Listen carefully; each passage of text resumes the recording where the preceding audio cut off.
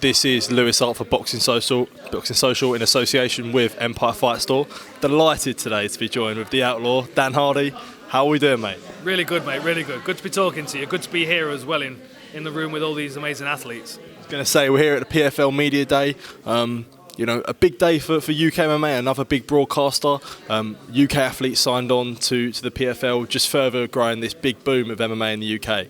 Yeah, really doing a good job of it as well. And, signing undefeated talents like Simeon, like Dakota, signing new talents that have not yet stepped into mixed martial arts like Sammy Joe Luxton, and, of course, like legends of the game like Don Woodin, who's going to do fantastic work in PFL. I'm excited for this. March is going to be great, and that's just the start of big things for PFL Europe. I've been speaking to a lot of the fighters today, and I was saying to them, in the UK, there's been such a big boom of MMA, and such like I said, we've got two champions in different promotions. You being sort of a pioneer in UK MMA yourself, how special is that to see this sport just get bigger and bigger, especially in this country? It's amazing. It was hard to imagine it would be here.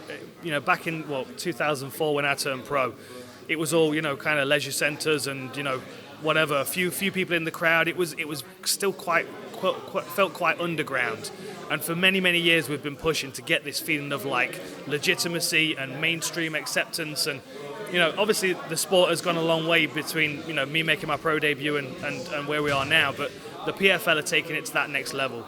And the fact that we can get a whole bunch of UK talent, undefeated new fighters, and fighters that have been around, established on the European scene. The fact that we can give them some consistency, they know who they're going to be fighting.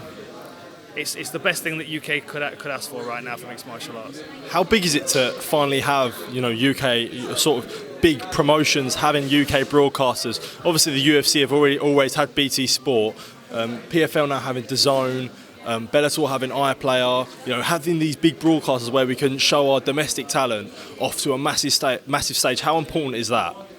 It's incredibly important because I remember when I was fighting, no one could watch my fights unless they were at the venue with a ticket. But these guys, they can say, I'm going to be on this channel at this time. You can watch me. You'll be able to catch it on YouTube. You can be able to catch it on DAZN, wherever else you're going to be able to catch it. It's accessible to people. And the other thing, the benefit, and the best way of growing mixed martial arts is to have people kind of stumble upon it. Channel surfing, you turn over on one night and you see two guys in a smart cage fighting one another.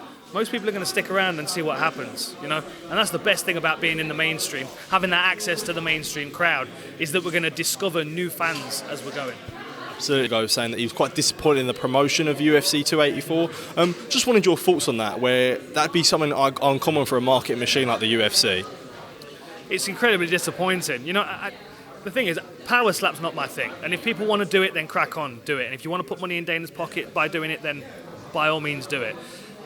My main complaint is that it's associated with MMA. It's been bolted on to everything UFC. I even went on UFCstats.com the other day and it was advertising it across the top of the page. Like we can't make people feel like power slap is synonymous with the UFC, because first of all it's not. They're entirely different things. One is a sport. One is, I don't even know what you would call it.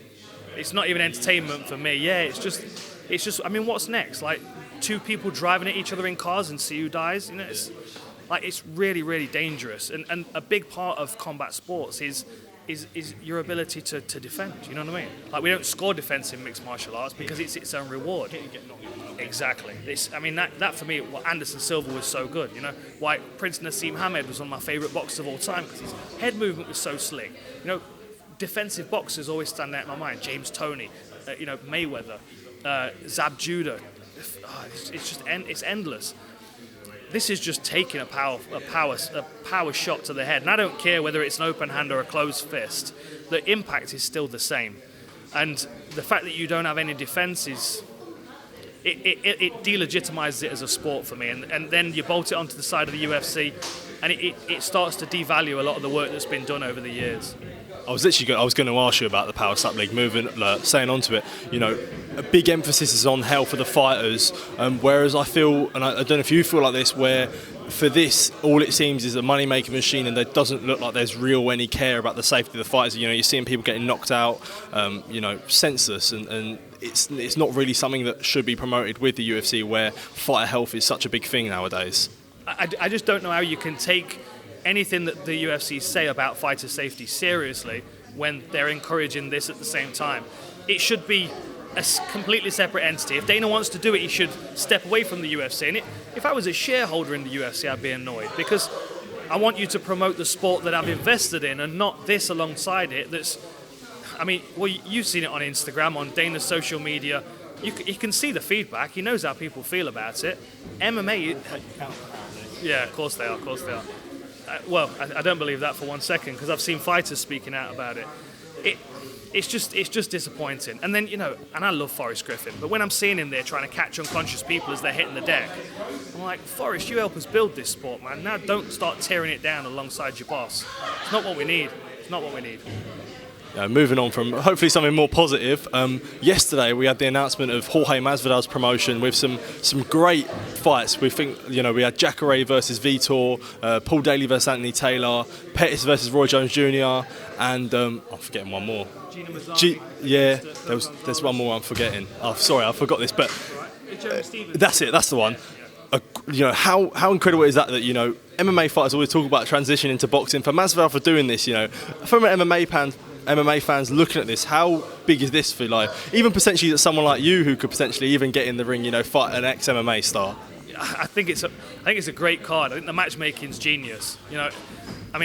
Jacare, Vitor Belfort, fascinating. Paul Daly is going to absolutely smash Anthony Taylor. We all know that. Jeremy Stevens, Aldo. Everyone. Pearl Gonzalez against Gina Mazzani is going to be an absolute war. You expect that from both of those ladies. Masvidal, he's a smart dude, isn't he? He is the BMF. He knows how to promote, he knows how to matchmake, he knows what he wants to see.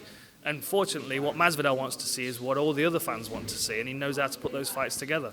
And, you get a phone call from Masvidal, and of course you're going to take the fight that he's going to offer you, right? I know Paul Daly and Masvidal, I know they love one another, even if they might not agree when they stand in front of one another, but they've got the same kind of mentality, right? Deliver for the fans, and that's what they're doing. I know you were supposed to box last year. Could we ever see you potentially stepping in that ring in the squared circle? I had when it started popping up on my Instagram and Twitter yesterday, I started getting people tagging me in it. Where's Dan Hardy? Why not? George has got my number. He can give me a call if he wants to. We could sort something out. Why not? I think it's a really fun thing to do, especially if you've been an MMA fighter for your whole career. You can go and do something else. I actually got a message off somebody else about doing professional grappling the other day. You know what I mean? Another UFC fighter. Why not? You don't stop living and breathing when you retire from MMA. Sometimes MMA is a bit too much. Boxing against someone of an equal competition, or combat jiu-jitsu or regular jiu-jitsu. They're all things that kind of keep the body moving and give us a reason to keep training, and those fights are going to deliver. They're going to be fantastic. I know you stayed around the sport of MMA, but was it ever a hard thing for you leaving the sport when you still had unfinished business and so early for something that's really out of your hands? Would you sort of ignite that fire again stepping into the ring? Yes and no. I'm really thankful and fortunate that when my career did come to an end, I got the opportunity to have a second career off the back of it. Dana and Lorenzo gave me the opportunity to commentate, and I loved it. I loved being a part of the UFC and working, within mixed martial arts, but outside of my realm as a fighter. But ultimately, that's always who I am. My chemical makeup is that of a fighter. So I always look back and think to myself, well, if I'd have got that fight against Matt Brown in April of 2012, what would it have looked like, and where would I have gone from there? Because realistically, I could have had 3 more fights and been back in line for a title shot. It was a shark tank of a division, but I fancied my chances, and I felt like I'd turned a corner towards the end of my career. With those last couple of fights, Dwayne Ludwig, I was happy with that performance. Amir Sadala was like a warm-up for my next fight almost. I wanted to show takedowns in that fight, which I did. But then if I'd have known that was my last fight at the time, it would have been a different performance. But because I felt like, right, okay, we've got another 12, 18 months now, it was a bit more of a calculated performance. And I wish now I'd have just put my foot on the gas and had a bit of a scrap. That's fair enough. We've got a massive scrap, as you were saying, in Saudi in a couple of weeks' time. With this being a boxing channel, we've got Jake Paul versus Tommy Fury. Could we get a prediction from you? And what are you thinking for the fight? I'm leaning towards Jake Paul for a few different reasons. One, the main reason is the pressure that's on Tommy Fury's shoulders. Like, Tommy Fury's the legitimate boxer taking on the influencer. It's not the case. Jake Paul's a boxer. You can't say he's not a boxer. He's training, he's active, he's selling tickets, he's making money. Tommy Fury's got pressure on him from his dad and his brother, right? They're going to disown him if he doesn't beat Jake Paul. It's like they're not recognizing Jake Paul as a legitimate opponent, and Tommy Fury has to take him seriously because they're going to be fighting.